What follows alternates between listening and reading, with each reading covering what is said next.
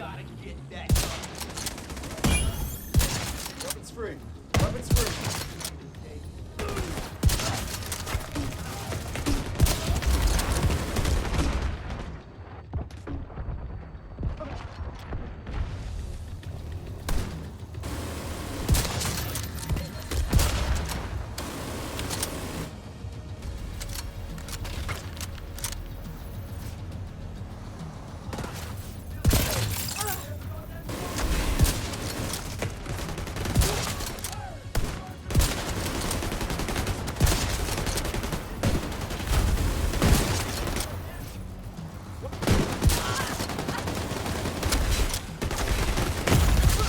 Immediate medical assistance needed.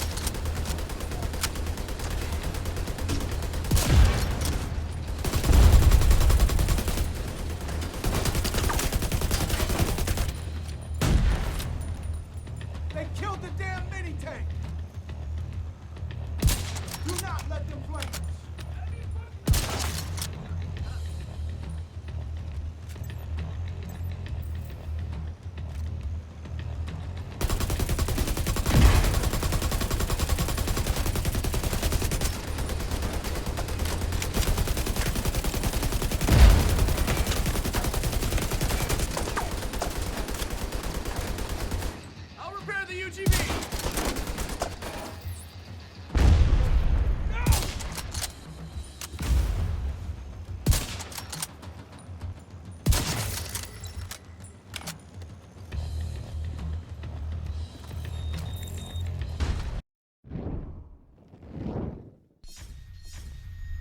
What's up guys, Wolf here. Welcome to another Division 2 build video. I dropped the original Immortal sniper build over a year ago and I've updated it to suit the new update TU 16.1. I will be showcasing the fresh version today, so hopefully you guys did enjoy the gameplay. If you are unfamiliar with the Immortal sniper build, it's one of the best solo sniper builds you can use in the Division 2. We can consistently have over 2.2 million armor due to the bonus armor we get from the backpack talent and hit over 14 million damage almost every single shot. This build is really powerful and I'm sure a lot of you will enjoy it. So let's take a look at the specialization, then we will move on to the full description. Simple, we're going to be using sharpshooter for the increased headshot damage. Tactician drone is something you guys mentioned from my previous original video. I used the normal pulse with increased pulse haste, but this is definitely better, so thank you for that. This works really well. It highlights all the NPCs around you and it makes it a bit easier to see them or see them pushing you, because if you get pushed, it is quite problematic. So make sure everything else is activated, and we have got assault rifle damage on. Now this is dependent on what secondary you're going to be using. SMGs are really good due to the limiting amount of crit chance we have, so you can go for that as well. But I like to get that juicy health damage for weak points to kill chungers that push us and for any kind of robotics that might have additional health. Make sure marksman rifle damage is activated. Let's take a look at the build in a bit more detail now. So I did see a lot of the comments on my previous original video of you guys saying that when you use a sniper build, it's difficult to kill robotics, some of the tanks or the bosses that don't really have easily accessible headshots. So I completely understand that, and I will showcase in today's video how to mitigate that. So for me, when I'm using a sniper build, I think it's obvious to say that it's better against human NPCs. But when you get pushed by robotic dogs, those mini tanks, big chungers, anything like that, what I normally do is swap to my assault rifle that dishes out health damage. If you guys did not know, whenever you shoot a weak point on a chunga, or you shoot the tracks on a mini tank when it's rolling around, or you shoot the knee, it's like the knee points on the robotic dogs, you will see little yellow crosses popping around. That means or a backpack on a chunga. When you see those little yellow crosses popping, it makes like a ding ding noise. That means you're dealing damage to weak points. And damage to weak points, the way that you increase that damage is damage to health. Or so from my testing previously, I'm not sure if anything has changed. Let me know in the comments down below. But damage to health increases the amount of damage you do to those weak points. So when you see the yellow little icons or crosses popping off, then that's what you want to be shooting, or you want to be using an assault rifle to deal more damage, because assault rifles have got health damage, as you can see there. Yes, mine's not good. I need to increase that on this. So I swap to this gun. I shoot the tanks, whatever it may be, in the weak point, and then I will be able to beam them out with the assault rifle. That's generally how I do it. But something to also mention is that when you're shooting the human-like NPCs, with a build like this, you want to be killing the weaker guys first to stack the chest piece talent. Then once you've got it stacked, you swap to the boss or the mini tank. You use that high amount of damage, because you will still hit hard even if it's not a headshot. You will still hit hard, and then you swap to the AR and dish out damage to weak points, and then you can get them kind of like incapacitated, and then you can finish them off with crit damage or with some headshots if you can, depending on what kind of enemy you're shooting. But an assault rifle with a good talent will do the trick, like Ranger, or you can use Optimist is really good. It depends how far you are from it, but I feel like with the sniper build, Ranger works really well. And you can also think about trying to get a proc of the Orbit pistol, which gives you perfect finisher. There are many different ways you can do it. It is tricky, and that's the whole thing with a sniper. There's pros and cons with every build, but those are some of the ways that I mitigate it with assault rifle and shooting weak points. let's take a look at the setup now. Something to mention, I saw a lot of you guys saying that in the first video, I should use the perfect focus. I tried that for a long time. I tried that for, this is why this video has taken quite a while to come out. I tried it over 2 days and it just does not work with this setup for me. Maybe it's because I'm a PC player, but you can use this. What I find is when you're stacking perfect focus, if you guys aim, you get the stacks up. Yes, it works with the Nemesis and the Mantis now. It never used to. You can get the stacks up. You go off of aim for like a second, then go back into aiming. You still keep the focus talent. Problem is when you throw a decoy out, which you're going to be doing a lot of with the Mantis, because the Mantis refreshes your decoy, you lose it. And I was losing it too many times and it became quite annoying having to keep it up. And the fact of the matter is, you know, if you use the Nemesis in Legendary solo, you're going to have to charge it, which means you're vulnerable more often. So you're out of cover trying to charge it. So the Nemesis didn't work that well for me because I want to try and keep still in cover because of the Sawyer's knee pads. So I tried the actual other weapon, which is going to be this right here, the Mantis. And because the Mantis works perfectly with a decoy, that's one of the best parts of this build, as I mentioned in the previous video. When you use this, you can quick scope from cover, but you don't want to be holding that aim all the time because it's distracting and you just lose perfect focus so many times. If you're going to be playing with this talent right here, guys, perfect focus, how I would recommend using it if you cannot hit headshots, instead of headshot damage on the build, go for crit damage and crit chance. Use the pristine example, the already named chest piece with perfect focus.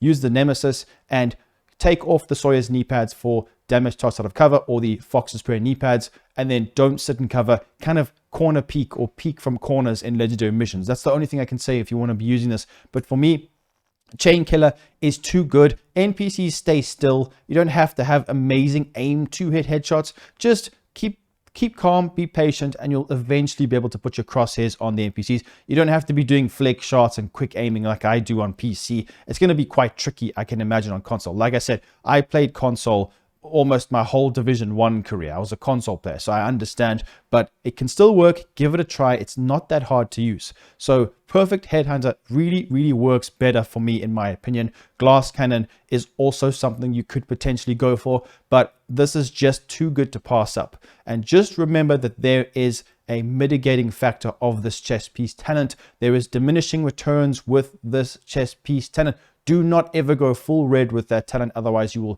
will hardly get any damage increase. 1.3 million armor, that is up to you how much you want. The bonus armor is nice and the armor on kill is good. Not that much, but we will be killing lots of NPCs really quickly. As you can see from the gameplay, you know, when you saw the clips, I got really low and I came back just by simply killing the NPCs, because we have a lot of survivability with the setup and we don't have to run gunner. We don't want to be running gunner with this, trust me. So don't even put that on. Make sure you keep this. So the Mantis is going to be the best weapon in my opinion. Why? Because honestly, the only reason why, and I'm telling you, the Mantis does a lot of damage. When NPCs are not aggro towards you, you do really hit hard because you get amplified damage. You guys know how this works, but the main reason is headshot kills reset the cooldown of the decoy, which is really good. And this bonus will wait until the decoy goes on cooldown if it's active still. So you'll always have your decoy out. Therefore, the NPCs will not even bother you most of the time. That's why the Mantis and the decoy is the perfect combination for a build like this. So you're going to be shooting them, have the decoy up all the time. So the amount of headshot damage I have got with this gun in this setup is it needs to be more than 150 for the chest piece talent. But I think we want to try and get as high as we can because we don't want to be struggling getting that initial proc of the perfect headhunter. So I've got around about 250% headshot damage, but I also have got just under 50% crit chance, because when you crit, you do quite a bit more damage. So having some crit chance and headshot damage is great. Now, you don't have to go for crit chance. You can potentially spec explosive resistance or hazard protection to help you a bit more. That's up to you. I like seeing those juicy crits every now and again because it's per bullet, remember. So secondary, very important. SOCOM MK16, the best long-range AR in the game. I've done my testing. I've showcased this many times. It's better than the FAL, especially in PvE. Ranger, very good. This gun is very accurate. We can hit from long ranges and we can do a lot of damage. So make sure you guys do utilize this gun. You can use FAMAS with Optimist, this with Optimist. whatever you guys want. You can try whatever assault rifles you desire. Just test it, check for yourself and see what you like. These are the modifications that I'm using on it right now. Then Orbit Pistol for that extra bit of crit chance and crit damage. It can help you quite a bit. Let's take a look at the pieces now. So as you can see, I've got a Providence for the headshot damage, Aroldi for the marksman rifle damage. You're probably thinking to yourself, why don't I run a 2-piece Aroldi?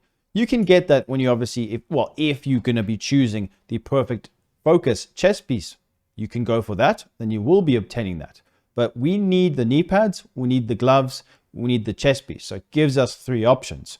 Picaro's holster is now the best in slot item because 15% weapon damage is better than 15% headshot damage. I think that's common sense, but also in the way that the game scales headshot damage, weapon damage is still better.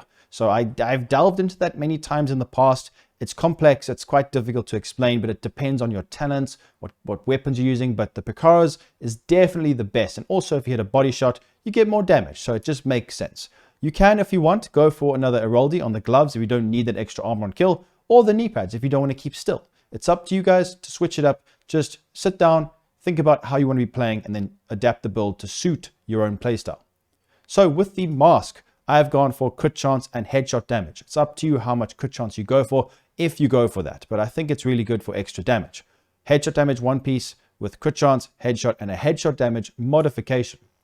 Chest piece is going to be the Chain Killer, one of the best chest pieces in the game. Headshot crit chance with a headshot damage modification. Perfect Head Hunter. All you guys need to know is every time you get a headshot kill, you get huge amounts of damage. So just remember, it is capped, but it is raised if you have your headshot over 150. We've got 250, easy. Then the holster, Picaro's, new meta, best holster ever. It's really nice. The skill haste does actually help with this build because we can get our drone back and the decoy maybe not so much, but the drone definitely does help in some situations. Crit chance, weapon damage. You can go for headshot damage if you want. It's up to you. Then the backpack, Aroldi, headshot damage, crit chance with a crit chance modification. Then we have got marksman rifle damage. Like I said, you can balance crit chance or just go all headshot damage. I find it nice to every now and again see a nice juicy crit. The gloves, now this is where some of the survivability comes in. This kind of pairs up with the backpack talent because Bloodsucker, you can use Vigilance, guys. Go ahead if you're in a group, because this is mainly a solo build. If you're running in a group, use Vigilance, quite simple. But killing an enemy adds and refreshes a stack of 10% bonus armor for 10 seconds, max stack is 10. 100% bonus armor, guys. This helps us survive. It allows us to keep shooting. It's a must-have. It is such a good talent with this setup, because we're killing NPCs very quickly, and lots of them.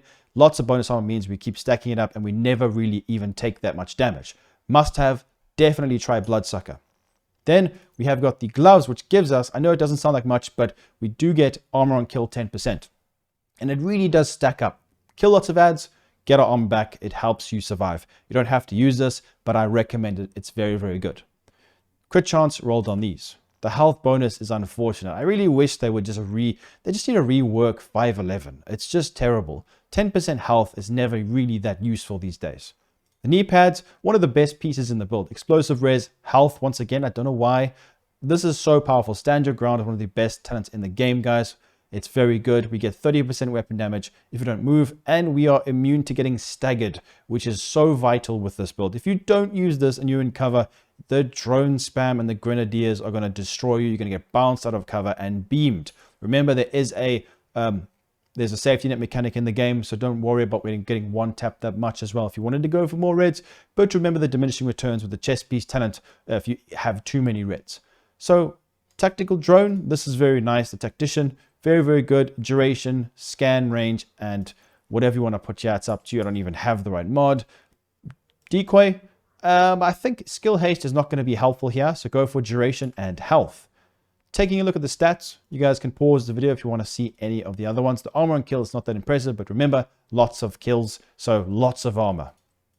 Then the skills. This build is immense. It's one of the strongest builds in the game. When I first made the original one, I put it on, I thought this is not going to be that good, let me just try it, and it blew me away. You guys saw me do Legendary Mission solo. It was so fun to play with, so incredibly strong. And it's even better now. So please, guys, give this build a try. Let me know what you think in the comments down below. Make sure to leave a like, subscribe, and come follow me on Twitch. Come watch some Overwatch streams. And I'll see you guys in the next video. Peace out.